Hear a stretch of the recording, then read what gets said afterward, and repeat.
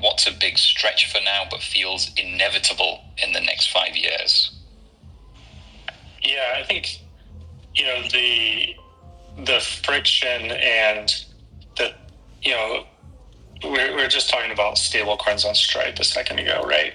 Stripe is incredibly good at making things very low friction, right? Adopting their payment platform is sometimes just a few lines of code or a few clicks, I think, one of the things we're focused on at Render Labs these days is like, okay, so it's 10 steps to run an AI job on the Render Compute Network today or something. How do we get that down to 3? How do we make this very, very easy? How do we have the right abstraction layer that we had with generating graphics where it's right inside Blender? It's just a few clicks inside Blender and you're running you're generating your images on the Render network. And so finding those right abstraction layers, removing a lot of the friction.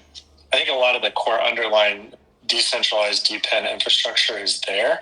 It's just getting it to the user and delivering it in a way that makes it really easy and productive and delivers them a lot of consumer surplus because it is so easy. Awesome.